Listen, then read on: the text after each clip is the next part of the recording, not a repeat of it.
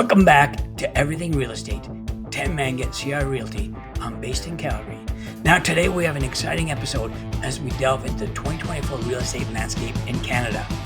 I've gathered valuable data for the Lepage market survey forecast and Zumper to guide us through the top cities for real estate investment. Comment below if you want me to send me the full report. Now buckle up as we compare Toronto, Vancouver, Montreal, Ottawa, Calgary, and Edmonton. Our main spotlight, the vibrant city of Calgary. You'll want to see the Calgary section as this city will have the highest price increases in Canada. Now in a quick summary, the national single-family detached prices forecasted to increase by 6% overall. Now the home prices will have the greatest increases in the second half, as that's when the mortgage rates interest will decrease. Calgary will have the highest projected gains in all of the major markets at 8%.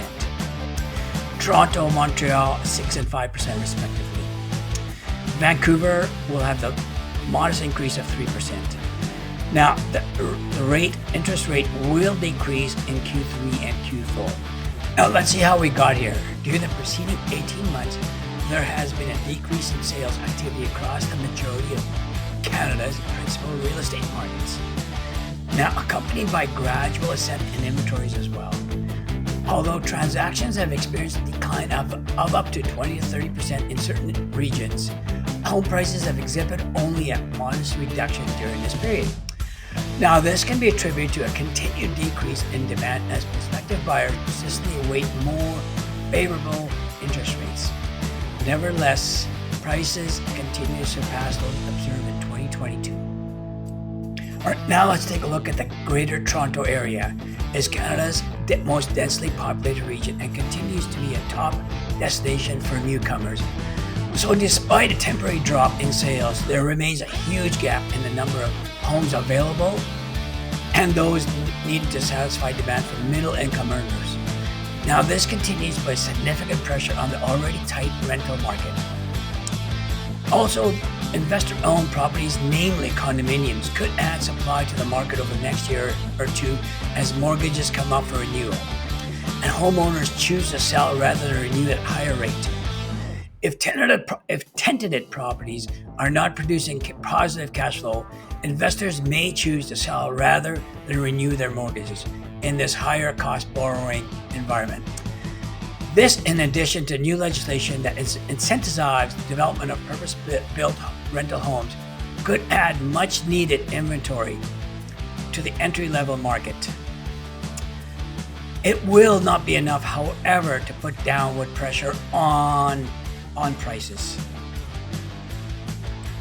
Next, Vancouver. Activity has slowed in recent months, allowing some inventory to build as buyers hold out for a deal or for interest rates to drop.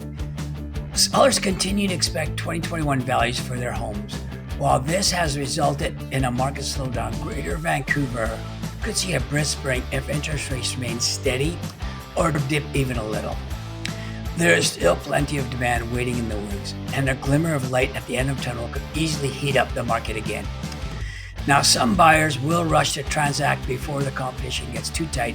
Others will wait for multiple cut rates. Now, while many sidelined buyers are likely to jump back in the market next year if lending rates can come down, competition will be not as aggressive as it was 2 years ago when borrowing costs sat at a record low. Purchasing power has deflated. While the rising cost of living and interest rates 5 or 6 times higher than they were a few years ago, buyers have less capacity to outbid their competitors. This will keep a lid on price appreciation, even as activity picks up. Now, some banks have already begun to offer discounts on fixed-rate mortgages, incentivizing some buyers back to the table. Eventually, everyone will have to adjust to the new realities of the market in the Vancouver area. Next, Ottawa market, which is heavily influenced by interest rates. Even if we only see a modest decrease in rates by the Bank of Canada midway through 2024, this move could spark a flurry of buying activity leading into the late summer and early fall market.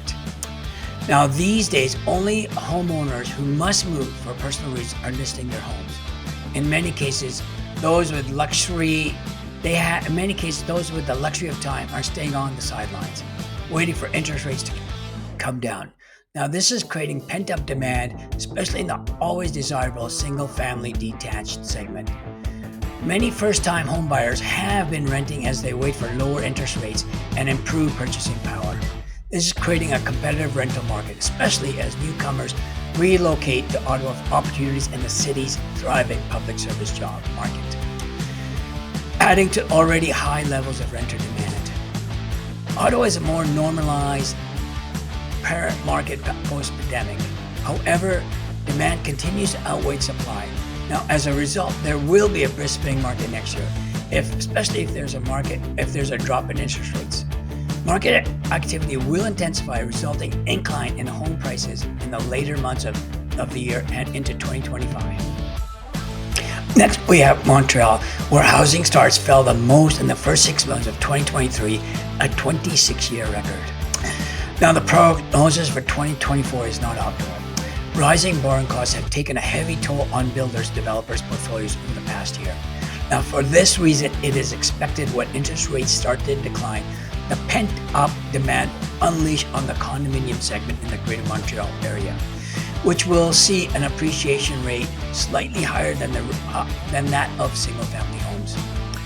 Now, in addition to condominiums, the market for single-family homes priced at $1 million and higher should also see an upturn as expectations of lower rates materialize. For this category of buyers, moving from one property to another is often not an immediate necessity. Many have therefore preferred to wait in order to take advantage of more favorable financing conditions, but could return to the market quickly when the central bank announces the start of a downward cycle in interest rates. Economic conditions in the province were heavily weighed down at the end of the year by the outbreak of strikes in the public sector, as well as numerous layoffs across a myriad of industries, which could influence consumer confidence regarding large purchases such as property in 2024, despite a widely expected drop in interest rates. Now, savings accumulated by households during the pandemic have begun to run out, keeping pace with inflation and interest rate hikes over the past 21 months. Also, Quebec households have a high level of debt, and despite signs of relief and borrowing costs on the horizon, their purchasing power will remain limited. The downward adjustment of Bank of Canada's overnight rate, even by 0.25%, could send a strong message to consumers about future economic conditions. The pace at which interest rates rebalance will also play a big part in the equation. Now, the start of 2024 could see Greater Montreal's area real estate market get to a slow start, following a similar trend in the last quarter of 2023. But the recovery will start quickly once interest rates start to fall. Next year is likely to be more active than 2023 in terms of property sales. Next, Edmonton. Expect similar activity to this year as last year, but home prices will likely increase as price appreciation falls in line with historical trends. Edmonton continues to experience a shortage of homes relative to demand, which will keep home prices trending upward in 2024. Now, this will only be intensified by the number of residents moving into the city, searching for affordability and work opportunities. There will continue to be a gap between buyer expectations and the reality of how far the dollar will stretch. Until buyers feel they're getting their money's worth, they will continue to wait on the sidelines, building further pent-up demand. Now, Edmonton home prices are largely tied to the oil and gas sector, which continues to be a major driver of employment opportunities. Edmonton has seen a surge in newcomers over the past few years, in addition to Canadians moving to Alberta from other provinces, namely Ontario and British Columbia. Now, the city's fast-growing population has put upward pressure on home pricing. In recent years, the province has seen a notable surge in activity and home prices in the city of Calgary, and similar trends are on the horizon for Edmonton. Next, we have Calgary. Now, in Calgary, home prices have not dipped like they have in other cities across Canada. If rates start to come down in second half of 2024, as they're predicted to, it will motivate buyers to jump into the market as their borrowing power improves. Now, many homeowners will see their mortgages come up for renewal next year and will be forced to take a higher interest rate. This may push some inventory onto the market as over-leveraged buyers downsize in an effort to get some relief from higher monthly payments. Calgary has seen a slowdown in the number of interprovincial buyers relocating the city compared to the past few years. However, investors from other provinces continue to look for real estate opportunities in the prairies, driving demand in the multifamily segment. Home prices will rise over the next year and will outperform other cities as Calgary's relative affordability continues to attract buyers to the city. Now, a shortage of supply remains a challenge. Will keep prices on an upward trajectory for a foreseeable future as buyers compete for the few homes available. Heading into the new year, the market will start to escalate, especially in January and February. Then in March, once buyers and sellers will move off the sidelines as the brisk spring market begins and consumer confidence strengthens, and you will. All right, now let's take a quick look at the forecast for 2024. The prices. Major thing to look at is that every city is going to have an increase in prices, with Calgary having the greatest price increase, 8%. So really, right now, the detached properties in Calgary are around $700. Next year, they'll be forecasted to be closer to $800,000. This will go right across the board. There's no city in Calgary, in Canada, that's sort of going to have a price decrease.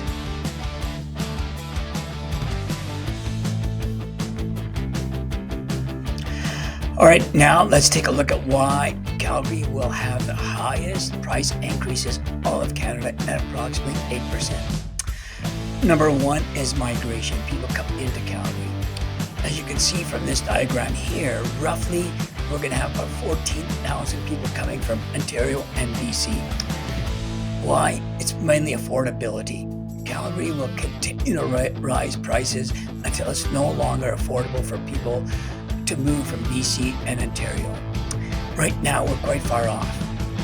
Now, the other reason is we've got international net migration, and we've got 31,000 people moving in just in October, November, December. That's like 10,000 a month. Now, that's going to continue because what happens is that when a certain city or something happens and people get word of it, they go by the word of mouth. Right now, Calgary is the flavor of the month for immigrants to move into Canada. Now, overall, Calgary has close to 1 million people working full-time or part-time. Now, basically, that's an economy by itself. Also, when you factor in that Calgary has the highest household income in all of Canada, you realize there's a lot of purchasing power available in Calgary, and that leads to increases in housing and rental prices and also purchasing homes. At the bottom, you can see that really housing starts was at all-time highs, and even the rental rate is at an all-time high. So going into 2024, nothing's going to change here. Most likely, unless there's a world economic issue where oil prices go down and immigration stops coming in. Overall, in 2024, Calgary will be an excellent place. Now we're going to take a look at investment strategies. It really depends on your budget and your cash infusion. Up to $100,000, you're going to buy a single-family detached property, as this one listed here. This one sold for $512,000. It has a fully renovated upstairs and a basement suite downstairs. It's located in the northeast section of Marlborough, and your rent you should be getting somewhere between $1,600 to $1,900 upstairs and $1,400 to $1,600 downstairs. That's bringing you in a gross income roughly of about $3,500. Now, if we go on to the next one here, we've got a $200,000 cash investment. Now here you're going to buy a side-by-side duplex. As you can see, this was listed for $749,000 and sold for $801,000, $50,000 over this price, meaning this is quite desirable investment properties. These are 4 properties here, and you should be able to get about $6,000 to $8,000 gross income per month. Now moving on, the $300,000 cash investment. Again, you're going to buy a duplex, and again, as you can see, the list price $950, sold price $1 million. It sold $50,000 over list price. Only difference between this and the other unit is that this is in a better neighborhood, and you're going to get higher income. Therefore, the sale price a little higher, $300,000. Now moving on, roughly, if you're going to do about $600,000 to $800,000 cash investment, you're going to be able to buy apartment buildings. This one is a 15-unit apartment building in an excellent area of Crescent Heights. It listed for $2.38 million and went over list price for $2.4. Roughly, you'll need about $800,000 cash infusion.